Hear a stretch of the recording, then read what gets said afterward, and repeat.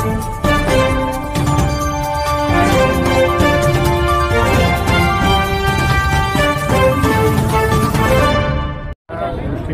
मोरेश्वर भाऊंनी जे काही महत्त्वाचा निर्णय घेतला आहे की आज आपण पाहिलं तर नवीन समाविष्ट झालेल्या गावांचा विकास या पुढील काळात होणं गरजेचं आहे आणि वाढती शहरीकरण आणि त्या उद्याचं भविष्य हा दृष्टिकोन पाहून मोरेश्वर भाऊंनी जो काही निर्णय घेतला त्या निर्णयाचं मी मनापासून महायुतीचा उमेदवार म्हणून मी मनापासून कौतुक करतो आणि त्यांचं स्वागत करतो। आणखी काही धक्के मिळू शकतात का? कारण हा धक्काच आहे।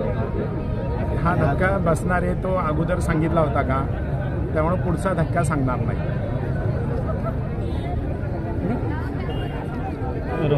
मोरेश्वर भाऊ तुम्ही काय सांगाल? म्हणजे उद्धव ठाकरे यांच्या पक्षाचे असताना तुम्ही महायुतीचे जे उमेदवार आहेत धक्का द्यायचा प्रचार करता, आश्चर्य वाटतं? आश्चर्य काय वाटतं? विकासात 5 वर्ष विकास काम आपलं थांबलं।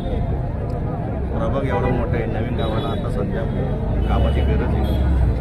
शेतच त्या नवीन गावाचा विकास करू शकतात ना आता, म्हणून त्यांना पाठिंबा दिला। पक्षश्रेष्ठी तुमच्यावर कारवाई करू शकतो? विकासासाठी पक्ष काय कारवाई करेल? चुकीचं काम पुरी करायचं चाललंय, विकास करायचा आणि विकासाला उद्धव साहेब सपोर्टच करतात। आत्ताच्या या समीकरणाला त्यांचा सपोर्ट आहे? मला सपोर्ट, माझा मी सपोर्ट दिला यांना, त्यांचा सपोर्ट मला आहे का नाही आहे ते मला माहीत नाही। मग आता हा जो पाठिंबा आहे केवळ आजच्या पुरता आहे की असंच कायम राहणार? 5 वर्ष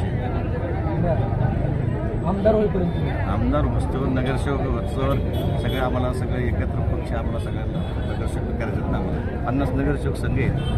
किती आहे का पुढे महाराष्ट्रात 50 नगरसेवक संघ? एकच माणसं किती लीड नाही?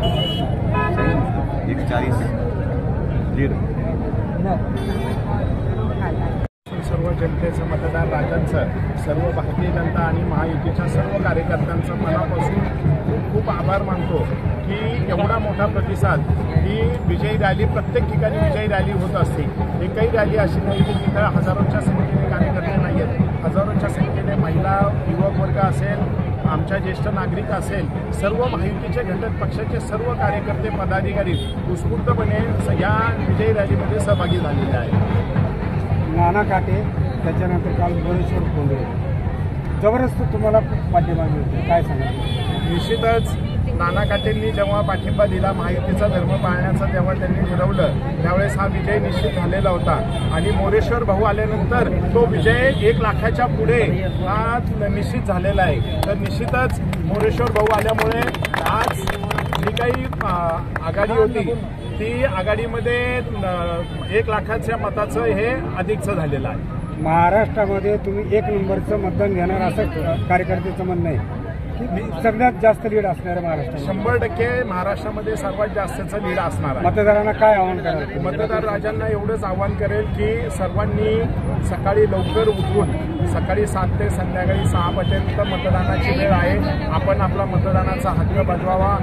विकसित महाराष्ट्र, प्रगतशील महाराष्ट्र आणि विकसित भारत घडवण्यासाठी आणि आपल्या पुढील भविष्यासाठी आपण मतदान करावं। महायुतीच्या उमेदवाराला प्रचंड बहुमताने निवडून द्यावं असे मी सर्व मतदार राजांना विनंती करतो।